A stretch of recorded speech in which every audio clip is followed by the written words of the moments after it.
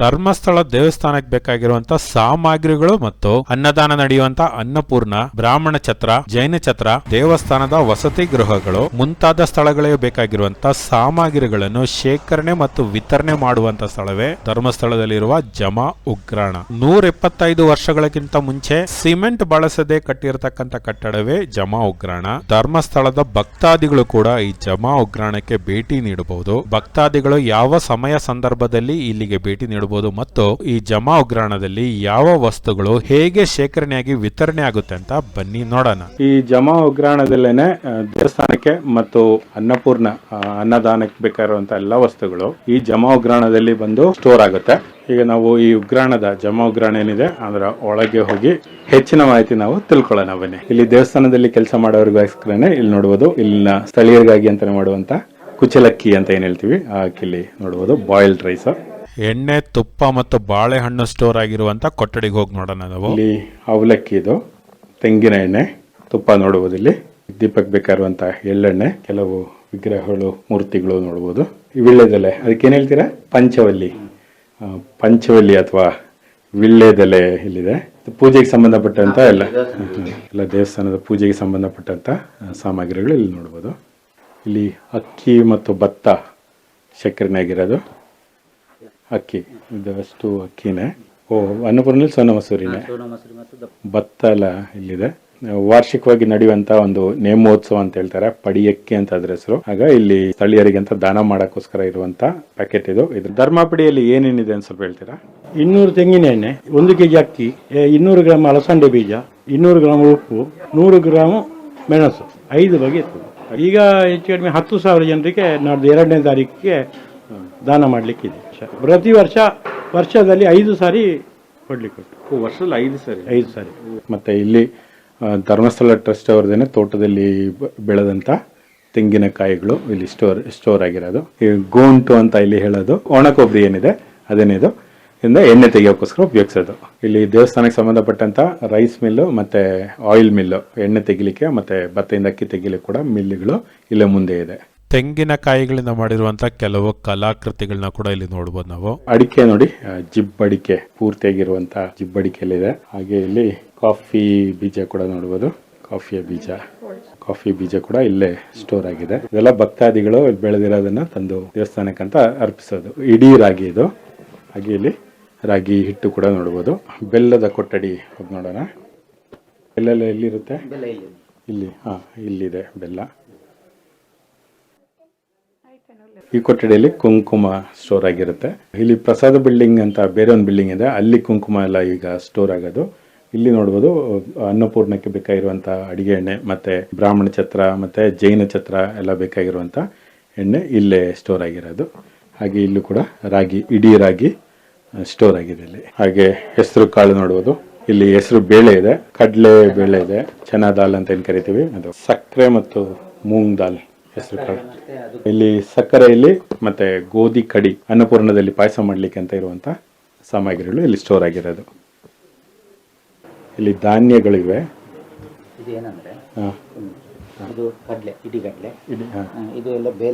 ಇದು ಕೂಡ ಅನ್ನಪೂರ್ಣಕ್ಕೆ ಅಂತಾನೆ ಉಪಯೋಗಿಸೋದು. ಅದು ಇಡೀ ಕಡಲೆ. ಇಲ್ಲಿ ಉದ್ದಿನ ಬೇಳೆ ಇದೆ, ಸಾಸಿವೆ ಇಲ್ಲಿದೆ, ತೊಗರಿ ಬೇಳೆ, ಕೊತ್ತಂಬರಿ, ಜೀರಿಗೆ ಎಲ್ಲ ಇಲ್ಲಿದೆ. ಇದೆಲ್ಲ ಅನ್ನಪೂರ್ಣಕ್ಕೆ ಸಪ್ಲೈ ಆಗೋದು. ಲಾಡ್ಜಿಂಗ್ ಶಿಕ್ಷಣಗೆಲ್ಲ ಮತ್ತೆ ಹೆಗ್ಡೆ ಅವರ ಮನೆಗೆ ಕೂಡ ಹೋಗುವಂತ ಸಾಮಗ್ರಿಗಳು. ಇದು ಅಕ್ಕಿ ಮುಡಿ ಅಂತ ಹೇಳೋದು. ಹಿಂದಿನ ಕಾಲದಲ್ಲಿ ಇದೇ ರೀತಿ ಅಕ್ಕಿ ಸ್ಟೋರ್ ಮಾಡ್ತಾ ಇದ್ದು. ಅಕ್ಕಿದ್ರಲ್ಲಿ ಹಾಕ್ಬಿಟ್ಟು ಮುಡಿ ಕಟ್ಟಿ ಅಟ್ಟದ ಮೇಲೆ ಸ್ಟೋರ್ ಮಾಡಿದ್ರೆ 1 ವರ್ಷ ಮೇಲೆ ಇದನ್ನ ಸ್ಟೋರ್ ಮಾಡಬಹುದಿತ್ತು. ಇದು ಕಟ್ಟೋದು ಒಂದು ಕಲೆ ಅಂತ ಹೇಳ್ಬೋದು. ತುಂಬಾ ಇಂಟ್ರೆಸ್ಟಿಂಗ್ ಇರುತ್ತೆ ಇದು ಯಾವ ರೀತಿ ಕಟ್ತಾರೆ. ಅದೇ ಬೇರೆ ಬೇರೆ ಸೈಜ್ ಅಲ್ಲಿ, ಶೇಪ್ ಅಲ್ಲಿ ನೋಡೋದು ಹೇಗೆಲ್ಲ ಇದೆ ಅಂತ. ಸಾಮಾನ್ಯವಾಗಿ ಒಂದು ಮುಡಿಯಲ್ಲಿ ಭತ್ತ ಆದ್ರೆ 30 ಕೆಜಿ, ಅಕ್ಕಿ ಆದ್ರೆ 39 ಕೆಜಿ ಹಿಡಿಯೋ ತರ ಅವರು ಕಟ್ಟೋದು. ಕಳಸಿಗೆ ಅಂತ ಹೇಳ್ತಾರೆ. ಅದು 3 ಕಳಸಿಗೆ ಹಾಕಿದ್ರೆ ಕರೆಕ್ಟ್ ಆಗಿ ಇದರಲ್ಲಿ ತುಂಬುತ್ತೆ. 1 ಕಳಸಿಗೆ ಅಂದ್ರೆ 14 ಸೇರಾಗುತ್ತೆ. ಹಾಗೆ ಇಲ್ಲಿ ತುಂಬಾ ವಿಶೇಷವಾದ ತೆಂಗಿನಕಾಯಿಗಳು ನೋಡಬಹುದು. ಸಾಮಾನ್ಯವಾಗಿ ತೆಂಗಿನಕಾಯಿಗಳಲ್ಲಿ 3 ಕಣ್ಣಿರುವಂತ ತೆಂಗಿನಕಾಯಿ ನೋಡಿರ್ಬೋದು ನಾವು. ಇಲ್ಲಿ ನೋಡಬಹುದು 4 ಕಣ್ಣಿರುವಂತ ಒಂದು ತೆಂಗಿನಕಾಯಿ. ಈ 4 ಕಣ್ಣಿರುವಂತ ತೆಂಗಿನಕಾಯಿದು ಒಂದು ವಿಶೇಷ ಏನಪ್ಪಾ ಅಂದ್ರೆ ಇಲ್ಲಿ ನೋಡಿ, ಒಳಗಡೆ ಈ ರೀತಿ ಪಾರ್ಟಿಷನ್ ಆಗಿ 2 ತೆಂಗಿನಕಾಯಿ ಇರುತ್ತೆ. ಇದರಲ್ಲಿ 3 ಬದಲು 2 ಕಣ್ಣಿರುವಂತ ತೆಂಗಿನಕಾಯಿ, 2 ಕಣ್ಣಿರುವಂತ ತೆಂಗಿನಕಾಯಿ. ಇದು ಮತ್ತೊಂದು ನೋಡಬಹುದು 3 ಕಣ್ಣಿರುವಂತ ತೆಂಗಿನಕಾಯಿ, ಆದ್ರೆ ಇದ್ರಲ್ಲೂ ಪಾರ್ಟಿಷನ್ ಇದೆ. ಅದು 3 ಕಣ್ಣಿಂದನೇ. 3 ಕಣ್ಣು, ಇನ್ನೊಂದು ಪಾರ್ಟಿಷನ್ ಇರುವಂತ ತೆಂಗಿನಕಾಯಿ.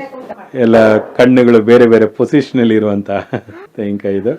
ಇದೆಲ್ಲ ಡಿಫ್ರೆಂಟ್ ಆಗಿರುವಂತ ತೆಂಗಿನಕಾಯಿಗಳು, ಮತ್ತೆ ಬೇರೆ ರೀತಿಯಾದ ಇನ್ನೊಂದು ತೆಂಗಿನಕಾಯಿ. ಇಲ್ಲೇ ಬಂದು ಇವರು ಉಪಯೋಗಿಸಕ್ಕಂತ ತೆಗೆದಾಗ ಈ ರೀತಿ ವಿಶೇಷವಾದ ತೆಂಗಿನಕಾಯಿ ನೋಡಿ ಇದನ್ನ ಸಪರೇಟ್ ಆಗಿ ಇಲ್ಲಿ ಸ್ಟೋರ್ ಮಾಡಿ ಇಟ್ಟಿದ್ದಾರೆ. ಇದು ತಾಳೆ ಮರದ ಕಾಂಡದಿಂದ ಮಾಡಿರುವಂತ ಪಾತ್ರೆ. ಮುಂಚೆ ಉಪ್ಪು ಸ್ಟೋರ್ ಮಾಡ್ಲಿಕ್ಕೋಸ್ಕರ ಇದನ್ನು ಉಪಯೋಗಿಸ್ತಾ ಇದ್ರು. ಸ್ಟೋರ್ ಮಾಡಕ್ಕೆಲ್ಲ ದೊಡ್ಡ ದೊಡ್ಡ ಪಾತ್ರೆಗಳು ಏನ್ ಬೇಕಿತ್ತು ಅವೆಲ್ಲ ಇದ್ರಲ್ಲೇ ಮಾಡ್ತಾ ಇದ್ರು. ಅಂಬಾರಿ ಇದು, ಆನೆ ಮೇಲೆ ಇದನ್ನ ಕಟ್ತಾ ಇದ್ರು ಮುಂಚೆ. ಈ ನೀರಡಿಕೆ ಅಂತ ಹೇಳ್ತೇವೆ, ಮಳೆಗಾಲಕ್ಕೆ ಎಲೆ ಅಡಿಕೆ ತಿನ್ಲಿಕ್ಕೆ ಅಡಿಕೆಯನ್ನು ಅದರಲ್ಲಿ ಹಾಕಿಡುದು. ಎಲ್ಲರ ಮನೆಯಲ್ಲಿ ಇದು ಇದೆ. ಇವಾಗ್ಲೂ ಇದೆಯಾ? ಇವಾಗ್ಲೂ ಎಲ್ಲ ಮನೆಯಲ್ಲಿ ಹಣ್ಣಡಿಕೆ ಹಾಕ್ಲಿಕ್ಕೆ ಇದೆ. ಈಗ ಮಣ್ಣಿದ್ದಿದೆ, ಅದರಲ್ಲಿ ಹಾಕಿಟ್ಟು ಒಂದು 6 ತಿಂಗಳು ಉಳಿತದೆ. ಇದು ಅನ್ನಪೂರ್ಣದಲ್ಲಿ ಉಪಯೋಗಿಸ್ತಾ ಇದ್ರು. ಈಗ ಹೊಸ ಭೋಜನ ಶಾಲೆ ಮೇಲೆ ಎಲ್ಲ ಬಾಯ್ಲರ್ ಆಗಿದೆ. ಇದು ಅಲ್ಲಿ ನಮ್ಗೆ ಹೆಚ್ಚಿನ ಮಾಹಿತಿ ಇಲ್ಲಿನ ಮುತ್ಸದ್ದಿಯವರಾದಂತ ಶ್ರೀಧರ್ ಹೆಗಡೆ ಅವರಿದ್ದಾರೆ, ಮತ್ತೆ ಶಾನ್ ಭೋಗರಾದಂತ ಶಶಿ ಪ್ರಕಾಶ್ ರಾಯ್ ಅವರು ಕೂಡ ಇದ್ದಾರೆ. ಇಲ್ಲಿನ ಡೆಸಿಗ್ನೇಷನ್ ಅಂತ ಏನ್ ಹೇಳ್ತೀವಿ ಅದೆಲ್ಲ ಹಳೆ ಕಾಲದ ಡೆಸಿಗ್ನೇಷನ್ ಮೇಂಟೈನ್ ಮಾಡಿ ಬರ್ತಾ ಇದ್ದಾರೆ. ಇಲ್ಲಿನ ಡೆಸಿಗ್ನೇಷನ್ಸ್ ಮಾತ್ರ ಅಲ್ಲ, ಆಫೀಸ್ ಕೂಡ ನೋಡ್ಬೋದು. ಇವರ ಕಚೇರಿ ಕೂಡ ಹಳೆ ಕಾಲದ ರೀತಿಯಲ್ಲೇ ಸೆಟಪ್ ಮಾಡಿದ್ದಾರೆ. ಈಗ ಶ್ರೀಧರ್ ಹೆಗಡೆ ಸರ್ ಅವರು ನಮ್ಗೆ ಹೆಚ್ಚಿನ ಮಾಹಿತಿ ಕೊಡ್ತಾರೆ. ಇಲ್ಲಿ ಈ ಜಮಾಗ್ರಹಣದ ಪಕ್ಕದಲ್ಲಿ ಪೂಜ್ಯ ಹೆಗಡೆ ಅವರ ಫ್ಯಾಮಿಲಿ ಆನ್ಸಿಸ್ಟರ್ಸ್ ಇದ್ದಂತ ಒಂದು ಮನೆ ಇದೆ, ನೆಲ್ಲಿಯಾಡಿ ಬೀಡು. ಹೌದು. ಅದರ ಪಕ್ಕದಲ್ಲಿ ಚಂದ್ರನಾಥ ಸ್ವಾಮಿ ಬಸದಿ ಅಂತಿದೆ, ಜೈನರ ಬಸದಿ. ಅಲ್ಲಿ ಚಂದ್ರನಾಥ ಸ್ವಾಮಿ ಮತ್ತು ಪದ್ಮಾವತಿ ಅಮ್ಮ ದೇವರಿದ್ದಾರೆ. ಆ ಮನೆಯಲ್ಲಿ ಹೆಗಡೆ ಪೂರ್ವಿಕರು ಅಲ್ಲಿ ವಾಸವಾಗಿದ್ರು ನೆಲ್ಲಿಯಾಡಿ ಬೀಡಿನಲ್ಲಿ. ಆ ಸಂದರ್ಭದಲ್ಲಿ ಧರ್ಮ ದೇವತೆಗಳು ಇಲ್ಲಿ ಬರ್ತಾರೆ. ಬಂದು ಇವರ ಧರ್ಮನಿಷ್ಠೆ, ಇವರ ಒಂದು ಕ್ರಮ, ಜೀವನ ಪದ್ಧತಿ, ದೇವರಲ್ಲಿರುವಂತಹ ಭಕ್ತಿ ಶ್ರದ್ಧೆ, ಜನರಲ್ಲಿರುವಂತಹ ಒಂದು ಒಡನಾಟ, ಇದನ್ನು ನೋಡಿ ಇವರು ಸ್ವಲ್ಪ ಸತ್ಯನಿಷ್ಠರು, ಧರ್ಮನಿಷ್ಠರು ಅಂತೇಳಿ ಮೆಚ್ಚುಗೆ ಆಗಿ ಅವರು ಹೆಗಡೆಯವರ ಆ್ಯನ್ ಸಿಸ್ಟರ್ ಹಿಂದಿನವ್ರ ಹತ್ರ ಕೇಳ್ತಾರೆ, ಈ ಮನೆಯನ್ನು ನಮಗೆ ಬಿಟ್ಟುಕೊಡಬೇಕು, ನೀವು ಪಕ್ಕದಲ್ಲಿ ಬೇರೆ ಮನೆ ಮಾಡಿಕೊಂಡು ವಾಸವಾಗಿರಬೇಕು, ನಿಮ್ಮ ಧರ್ಮ ನಿಷ್ಠೆಗೆ ನಾವು ಮೆಚ್ಚಿ ಇಲ್ಲಿ ನೆಲೆಯಾಗಿದ್ದೇವೆ ಅಂತೇಳಿ ಧರ್ಮ ದೇವತೆಗಳು ಆ ಮನೆಯಲ್ಲಿ ಇರ್ತಾರೆ. ಇವರು ಪಕ್ಕದ ಮನೆಯಲ್ಲಿ ಇರ್ತಾರೆ. ಧರ್ಮ ದೇವತೆಗಳು ಬಂದು ಇವರನ್ನು ಪರೀಕ್ಷೆ ಮಾಡುವಂತ ಒಂದು ಸಂದರ್ಭದಲ್ಲಿ ಈ ಕ್ಷೇತ್ರಕ್ಕೆ ಕುಡುಮ ಅಂತ ಒಂದು ಹೆಸರಿತ್ತು. ಕುಡುಮ ಅಂತ ಹೇಳಿದ್ರೆ ಕೊಡುವ ಅಂತೇಳಿ ಅರ್ಥ. ಕಾಲಾನಂತರದ ಈಗ ಒಂದು 150 ವರ್ಷ, 125 130 ವರ್ಷದಲ್ಲಿ ಹಿಂದೆ ಈ ಜಮಗ್ರಾಣವನ್ನು ಆಗಿನ ಹೆಗಡೆಯವರು ಇದನ್ನು ಕಟ್ಟಿಸಿದ್ದಾರೆ. ಇವರ ಮುತ್ತಾತ ಕಟ್ಟಿಸಿ. ಆ ಕಾಲದಲ್ಲಿ ಇಲ್ಲಿ ಸಿಮೆಂಟ್ ಇರಲಿಲ್ಲ, ಸುಣ್ಣ ಮತ್ತು ಬೆಲ್ಲ ಇದನ್ನು ಬೇಯಿಸಿ ಅದರ ಎರಕದಲ್ಲಿ ಇದನ್ನು ಜಾಯಿಂಟ್ ಮಾಡಿದ್ದಾರೆ. ಇದರ ಈ ಜಮಗ್ರಾಣದ ಕೀ ಇರುವಂತದ್ದು, ಜಮಗ್ರಾಣದ ಎದುರುಗಡೆ ಇರುವಂತಹ ಬಾಗಿಲಿಗೆ ಆನೆ ಬಾಗಿಲು ಅಂತ ಹೇಳ್ತಾರೆ. ಇದರ ಕೀ ಇರುವುದು ದೇವಸ್ಥಾನದಲ್ಲಿ. ನಮ್ಮ ಮುತ್ಸದ್ದಿ ಇವರು ಶಾನುಭೋಗರು, ಅದರಂತ ಕೆಳಗಿನವರು ಒಬ್ರು ತುಲಾದಾರಿ ಅಂತ ಇರ್ತಾರೆ. ಅವರು ಬೆಳಿಗ್ಗೆ 7:30 ಗಂಟೆಗೆ ಹೋಗಿ ಆ ಕೀ ತರಬೇಕಿಲ್ಲಿ, ತಂದು ನಮ್ಮ ಎದುರುಗಡೆ ಅದನ್ನು ಓಪನ್ ಮಾಡಬೇಕು. ಹಾಗೆ ಮಧ್ಯಾಹ್ನ 12 ಗಂಟೆಗೆ ಇಲ್ಲಿ ಬಾಗಿಲು ಕ್ಲೋಸ್ ಮಾಡಿ 12:15 ಗಂಟೆಗೆ ದೇವಸ್ಥಾನಕ್ಕೆ ಒಪ್ಪಿಸಬೇಕು. ಮತ್ತೆ 3 ಗಂಟೆಗೆ ತಂದು ನಮ್ಮ ಸಮಕ್ಷಮದಲ್ಲಿ ಅದನ್ನು ಓಪನ್ ಮಾಡಬೇಕು. ಹಾಗೆ 6 ಗಂಟೆಗೆ ಕ್ಲೋಸ್ ಮಾಡಿ ದೇವಸ್ಥಾನದಲ್ಲಿ ಇದನ್ನು ಒಪ್ಪಿಸಬೇಕು. ಕೀ ಉಗ್ರಾಣಕ್ಕೆ 3 ವಿಧದಿಂದ ಸಾಹಿತ್ಯಗಳು ಅಂದ್ರೆ ವಸ್ತುಗಳು ಬರ್ತದೆ. ಅಕ್ಕಿ, ತೆಂಗಿನಕಾಯಿ, ಗ್ರೋಸರಿ ಎಲ್ಲ ದೇವಸ್ಥಾನಕ್ಕೆ ಬೇಕಾಗುವಂಥದ್ದು, ಅನ್ನಪೂರ್ಣಕ್ಕೆ ಬೇಕಾಗುವಂಥದ್ದು, ಬ್ರಾಹ್ಮಣರ ಛತ್ರ, ಜೈನರ ಛತ್ರ ಈ ತರ ಇರ್ತದೆ. ಎಲ್ಲ ಇಡೀ ಕ್ಷೇತ್ರಕ್ಕೆ ಸಂಬಂಧಪಟ್ಟಂತ ಸಾಹಿತ್ಯಗಳು ಎಲ್ಲ ಇಲ್ಲಿಗೆ ಬರಬೇಕು. ಯಾವುದೇ ರೂಪದಲ್ಲಿ ಇಲ್ಲಿ ಅದು ಇಲ್ಲಿಗೆ ಬರಬೇಕು. ಇಲ್ಲಿಂದ ಅವರೇನು ಇಂಡೆಂಟ್ ಹಾಕಿರ್ತಾರೆ ಬೇರೆ ಬೇರೆ ಕಡೆಯವರು, ಆ ಪ್ರಕಾರ ನಾವು ಅವರಿಗೆ ಕೊಡ್ಬೇಕು. ಒಂದು ಇಲ್ಲಿ ನಮ್ದೇ ತೋಟ, ಹೊಲ, ಗದ್ದೆ ಎಲ್ಲ ಇದೆ, ಅದರಿಂದ ಬರ್ತದೆ, ತೋಟದಿಂದ ಜಮೆ ಅಂತೇಳಿ. 2ನೇದು ಭಕ್ತಾದಿಗಳಿಂದ ಬರ್ತದೆ, ಎಲ್ಲ ರೂಪದಲ್ಲಿ ಬರ್ತದೆ. ಹಾಗೆ 3ನೇದು ಅದು ಕಮ್ಮಿ ಅಂತ ಆಯ್ತು. 2 ವಿಧದಲ್ಲಿ ಬರೋದು ಕಮ್ಮಿ, ಶಾರ್ಟೇಜ್ ಆದ್ರೆ ನಾವು ಖರೀದಿ ಮಾಡ್ತೀವಿ. ಹಾಗೆ 3 ವಿಧದಿಂದ ಇಲ್ಲಿಗೆ ಸಾಹಿತ್ಯಗಳು ಬರ್ತವೆ. ನಾವು ಈಗ ಹೆಚ್ಚು ಕಡಿಮೆ 1 ವಾರಕ್ಕೆ ಏನೆಲ್ಲ ಬೇಕಾಗುವ ಅಂತ ಹೇಳಿದ್ದು ಕಲ್ಪನೆ ಮಾಡಿ ತರಿಸಿ ಇಡಬೇಕು. ಯಾವುದೇ ವಸ್ತುವನ್ನು ಇಲ್ಲ ಅಂತ ಹೇಳ್ಬಾರ್ದು. ನಮ್ಮಲ್ಲಿ ದಿವಸಕ್ಕೆ ಒಂದು ಅಂದ್ರೆ ವೀಲ್ಯ ಬೆಲೆ 100 ಸುಡಿ ಬೇಕಾಗ್ತದೆ. ಈ ಪಂಚವಳ್ಳಿ ಸುಡಿ ಅಂತ ಹೇಳಿದ್ರೆ, ಒಂದು ಸುಡಿ ಅಂತ ಹೇಳಿದ್ರೆ ಅದರಲ್ಲಿ 80 ಎಲೆ ಇರ್ತದೆ. 80 ಎಲೆ ಅಂತಂದ್ರೆ ಒಂದು 20 ಎಲೆಯ 4, ಅದು ಒಂದು ಕವಳೆ ಅಂತ, ಒಂದು ಕವಳೆ ಅಂತ ಹೇಳಿದ್ರೆ 20 ಎಲೆ ಅಂತದ್ದು 4 ಕವಳೆ ಸೇರಿ ಒಂದು ಸುಡಿ. ಹಾಗೆ ಸಾಮಾನ್ಯವಾಗಿ ಒಂದು 100 ಸುಡಿ ಹಾಗೆ ಬೇಕಾಗ್ತದೆ ದೇವಸ್ಥಾನಕ್ಕೆ. ಪಂಚವಳ್ಳಿ ಬಾರಿ ಕ್ಲಿಯರ್ ಆಗಿರ್ಬೇಕು, ಅಂದ್ರೆ ಒಂದು ತೂತು ಇರಬಾರ್ದು. ಮೈನ್ ಅದರ ತೊಟ್ಟು ಮಾತ್ರ ತುದಿ ಅದು ಕರೆಕ್ಟ್ ಆಗಿರ್ಬೇಕು. ಹಾಗೆ ಯಾವುದೇ ಅದರಲ್ಲಿ ನ್ಯೂನತೆ ಇರಬಾರ್ದು. 1,000 ಬಾಳೆ ಎಲೆ ಬೇಕು ದಿವಸಕ್ಕೆ. ಅದನ್ನು ನಾವೊಂದು ಅಂದಾಜಲ್ಲಿ ತಂದು ತರಿಸಿ ಇಡಬೇಕು. ಅವರು ಇಂಡೆಂಟ್ ಬಂದು ಒಂದು 2 ಗಂಟೆ ಹೊತ್ತಿನಲ್ಲಿ ಎಲ್ಲಿಂದಾದ್ರೂ ಎಷ್ಟೇ ವ್ಯಾಲ್ಯೂ ಆಗಿಲ್ಲ ಅದನ್ನು ತರಿಸಿ ಕೊಡ್ಬೇಕು. ಇಲ್ಲ ಅಂತ ಹೇಳುವಂತ ವಿಷಯ ಬರಬಾರ್ದು. ಇಲ್ಲಿ ಮೈನ್ ಕಂಪ್ಯೂಟರ್ ಇಲ್ಲ, ಎಲ್ಲ ಮ್ಯಾನ್ಯಲ್ ಆಗಿ ಆಗಬೇಕು. ಯಾಕಂದ್ರೆ ಮೊದ್ಲಿದು ಅದೇ ತರ ನಡೀತಾ ಬರುತ್ತೆ, ಈಗಲೂ ಅದೇ. ಯಾಕಂತ ಹೇಳಿದ್ರೆ ಈಗ ಎಲ್ಲ ಕಡೆ ಕಂಪ್ಯೂಟರೈಸ್ ಆಗಿದೆ. ಬಟ್ ಇದೊಂದು ಮೊದಲಿನ ಒಂದು ಪದ್ಧತಿ ಇಲ್ಲ ಅಂತ ಹೇಳಿ ಪೂಜ್ಯರ ಆಸೆ, ಹಾಗಾಗಿ ಹಾಗೆ ನಡೀತಾ ಇದೆ. ಮತ್ತೆ ನೋಡಿ, ಬಂದಂತ ಏನು ಐಟಮ್ಸ್ ಇರ್ತದೆ ಈ ರಫ್ ಪುಸ್ತಕದಲ್ಲಿ ಎಂಟ್ರಿ ಮಾಡ್ತೇವೆ. ಕರಡು ಪುಸ್ತಕ ಅಂತ ಹೆಸರು. ಇದರಲ್ಲಿ ಜಮ ಎಲ್ಲ ಮತ್ತು ಖರ್ಚು ಇದರಲ್ಲಿ ಎಂಟ್ರಿ ಆಗಿರ್ತದೆ. ಇದು ಕರಡು ಪುಸ್ತಕ. ಇದಕ್ಕೆ ಕರಡು ಊಳಿಗ ಅಂತ ಹೆಸರು. ಕರಡು ಊಳಿಗ. ಇದು ನಿಜ ಊಳಿಗ ಅಂತ ಹೆಸರು. ನಿಜ ಊಳಿಗ ಅಂತ ಈ ಪುಸ್ತಕ. ಇದು 4ನೇದು ದಿನಚರಿ ಅಂತ ಪುಸ್ತಕ. ಇದರಲ್ಲಿ 80 ಐಟಮು ಇದೆ, ಕೋಷ್ಟಕ ಇದೆ. ಇದು 80 ಐಟಮ್ ಇದೆ.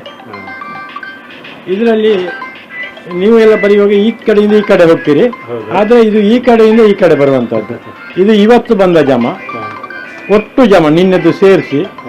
ಇದು ದೇವಸ್ಥಾನಕ್ಕೆ, ಬ್ರಾಹ್ಮಣರ ಛತ್ರಕ್ಕೆ, ಧರ್ಮಛತ್ರಕ್ಕೆ, ಇದು ಜೈನರ ಛತ್ರಕ್ಕೆ. ಒಟ್ಟು ಇತರ ಖರ್ಚು ಅಂದರೆ ಲಾಡ್ಜಿಂಗ್ ಬೇರೆ ಬೇರೆ ವಿವರಕ್ಕೆ ಹೋಗ್ತದೆ.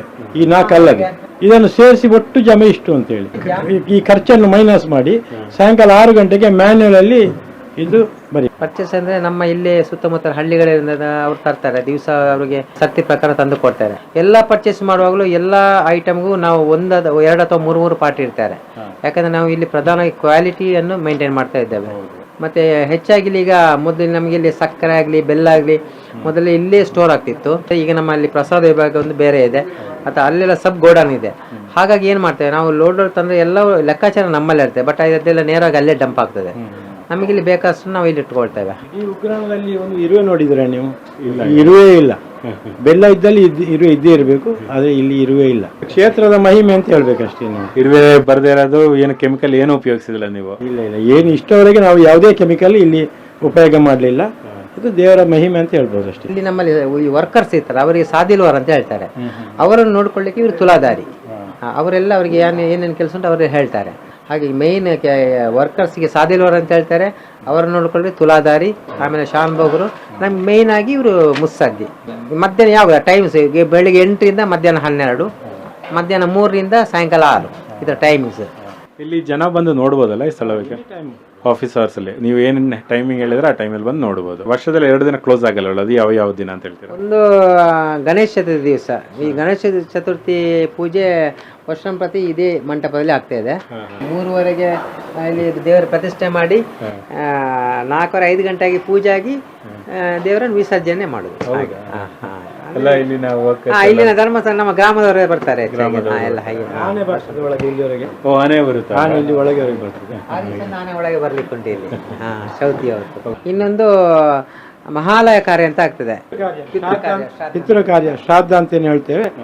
ಅದೇ ಥರ ನಮ್ಮ ಪೂರ್ವಿಕರಿಗೆ, ಹೆಗಡೆಯವರ ಪೂರ್ವಿಕರಿಗೆ ಆ ನೆಲ್ಯಾಡಿ ಬೀಡಿನಲ್ಲಿ ಹೆಗಡೆಯವರು ಇದ್ದು ಅವರ ಶ್ರಮದಲ್ಲಿ ಇಷ್ಟು ಅಗೇಲ ಅಂತ ಹೇಳ್ತೇವೆ, ಅಷ್ಟು ಎಲೆ ಬಡಿಸ್ಲಿಕ್ಕೆ ಉಂಟು. ಅಷ್ಟು ಎಲೆ, ಅಷ್ಟು ಐಟಮ್ ಆಗಿ ಇಷ್ಟು ಅಂತ ಇರ್ತದೆ, ಅಷ್ಟು ಮಾಡಿ ಅವರ ಸಮ್ಮುಖದಲ್ಲಿ ಮಾಡಿ ಅವರೇ ಆ ಪ್ರತಿ ಎಲೆಗೂ ಅವರೇ ಬಳಸಬೇಕು. ಆ ಸಮಯದಲ್ಲಿ ಇಲ್ಲಿ ಕ್ಲೋಸ್ ಮಾಡೋದಿಲ್ಲ ನೀವು?